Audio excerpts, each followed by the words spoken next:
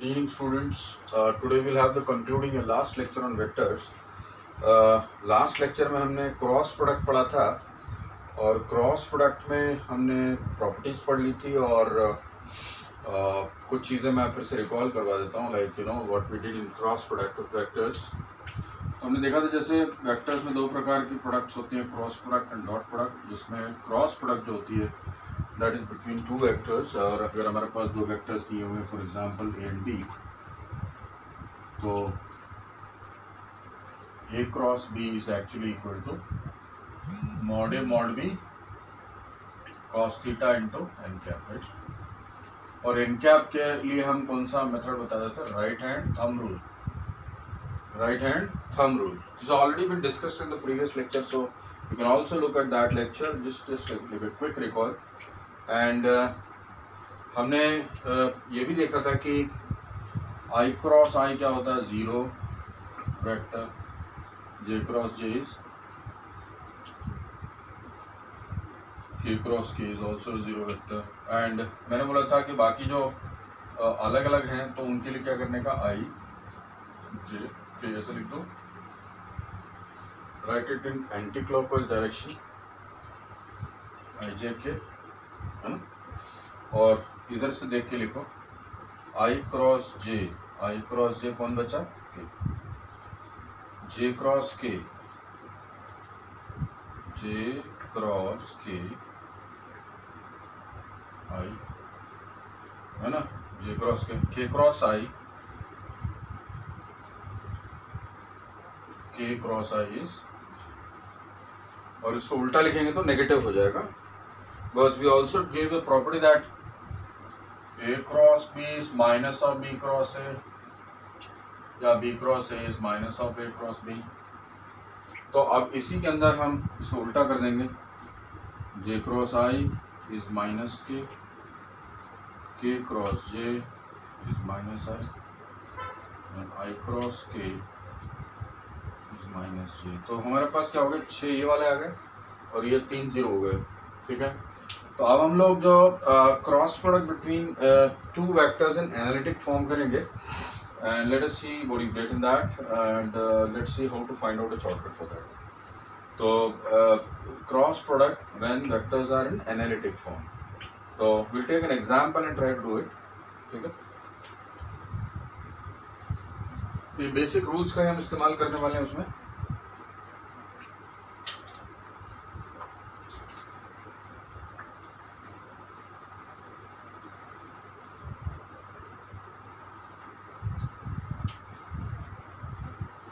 Cross product between two vectors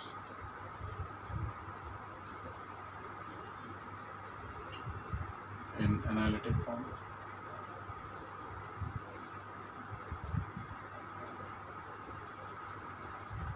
So अगर हम example ले लें से A is equal to I cap minus J cap minus K cap, B equal to I cap plus J cap minus K cap, और आपको बोला जाए find A cross B,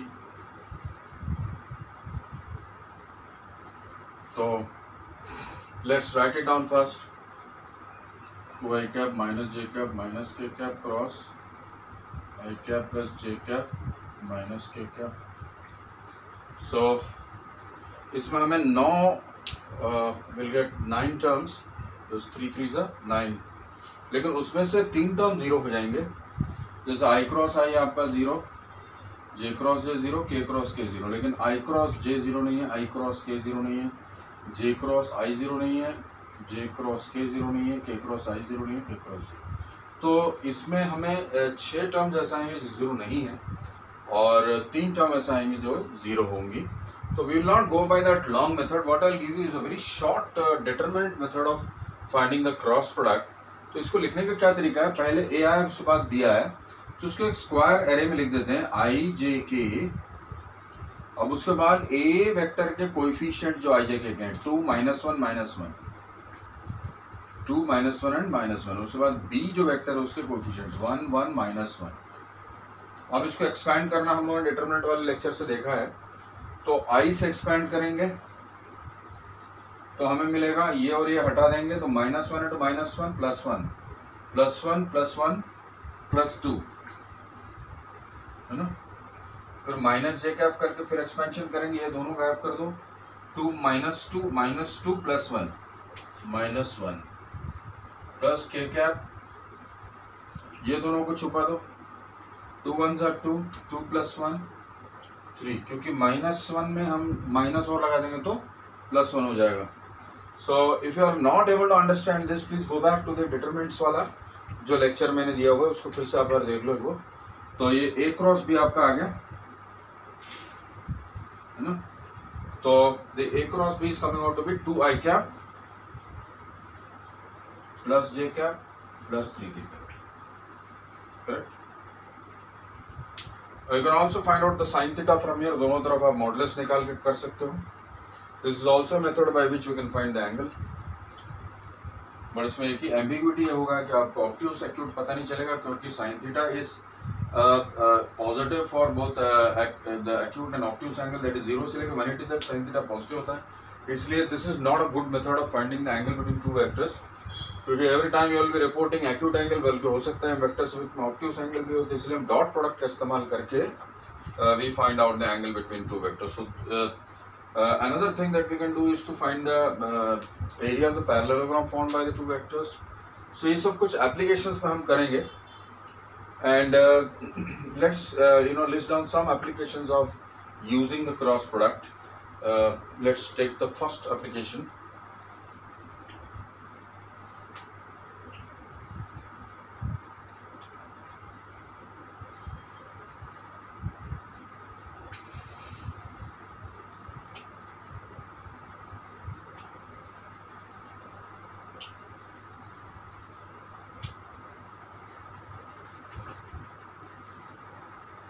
Using cross product,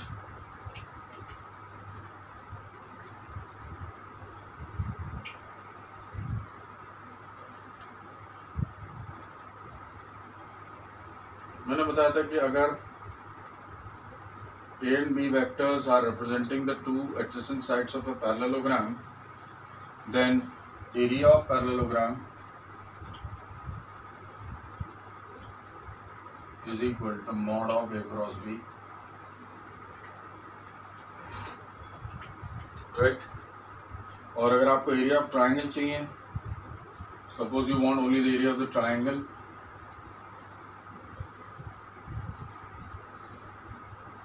half mod A cross B हो जाएगा। There is an interesting thing that if you are given the diagonals of the parallelogram, can you find area using that? If diagonal vectors are given,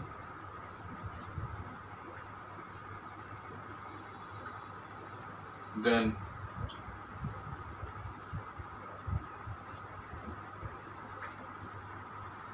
so suppose this diagonal D1 is given, D1 vector, and this diagonal D2 is given to you. So it's easy because diagonal D1 को हम A और B के terms में लिख सकते हैं, vector A plus vector B is equal to diagonal D1 है।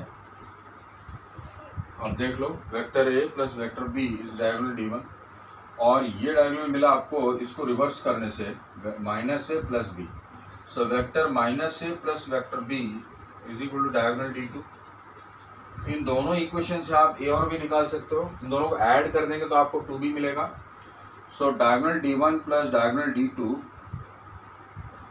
Is equal to 2B, so therefore D1 plus D2 upon 2 is equal to क्या हो जाएगा, B वेक्टर।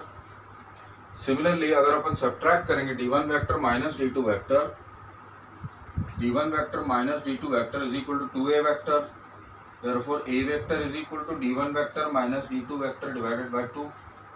तो जब अपने को A और B दोनों मिल चुका है तो इसको वापस उसी एक्सप्रेशन में डाल देंगे for area of parallelogram and triangle के लिए। सो डायगोनल D1 D2 से हमने AB निकाला और AB निकाल के उसको सब्सटीट्यूट कर दिया तो एरिया ऑफ पैरेललोग्राम आ गया। तो एरिया ऑफ पैरेललोग्राम क्या हो जाएगा, modulus of D1 plus D2 upon 2 cross d1 minus d2 upon 2 का मॉडुलस हो जाएगा.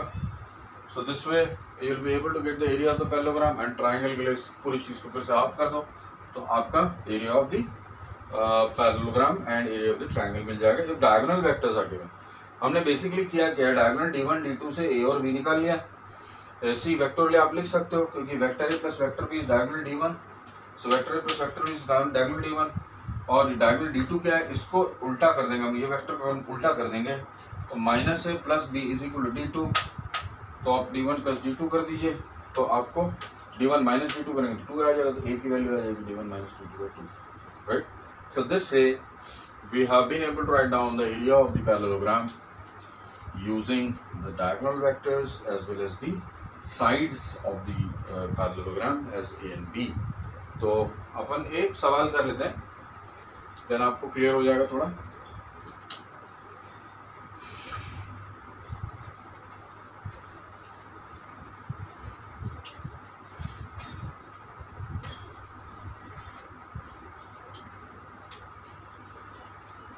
Find area of parallelogram if the sides are p vector 2i minus j minus k, q vector I minus j minus k. So straight away apply mod p cross q. तो पहले तो mod P cross Q को लेंगे. P cross Q क्या है, आई J K 2 minus 1 minus 1 1 minus 1 minus 1.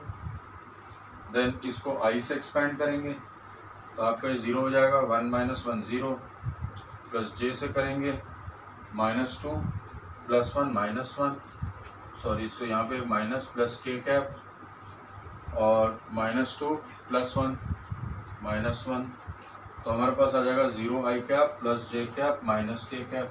इसका भी modulus निकालना है तो मॉड ऑफ ये तो हो गया पी क्रॉस क्यू है ओनली. अब इसका मॉड पी क्रॉस क्यू करेंगे तो जब अपन मॉड पी क्रॉस क्यू करेंगे तो हमें मैग्नीट्यूड निकालना है. Modulus of 0 I cap plus J cap plus K cap तो ये हो जाएगा root of 0 square plus 1 square plus 1 square which is equal to root 2 हो जाएगा. ये तो हो गया area parallelogram.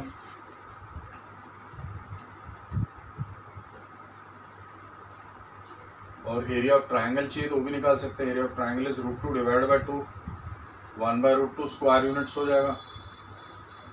Is it not? So go through this once और twice. It will just get ingrained in your mind. And video lectures का क्या है भाई, आप 3 4 6 बार आप देख लो उसको. Do questions, then you will be able to know how to solve problems also. तो आज मैं कुछ एग्जांपल्स भी करूँगा बट एक पहले फिजिक्स पे एप्लीकेशन कर लेते हैं. आई थिंक आईएससी स्टूडेंट्स ने पढ़ा हुआ what is the turning effect of force called as torque और कपल मोमेंट ऑफ फोर्स. तो उस चीज़ को हम क्रॉस प्रोडक्ट से निकालते हैं फिजिक्स के अंदर. So let me explain that to you.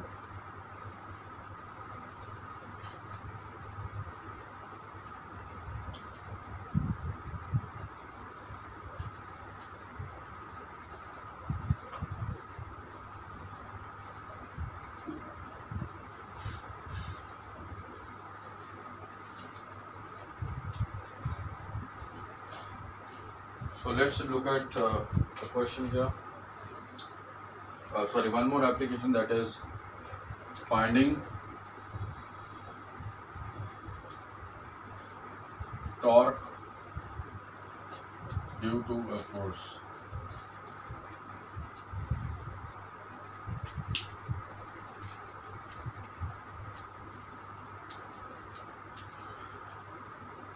देखो इस क्वेश्चन को केयरफुली करो.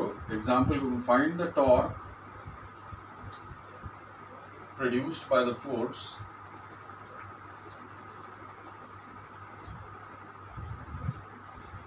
F is equal to 2 I cap plus J cap minus 3 K cap Newton acting at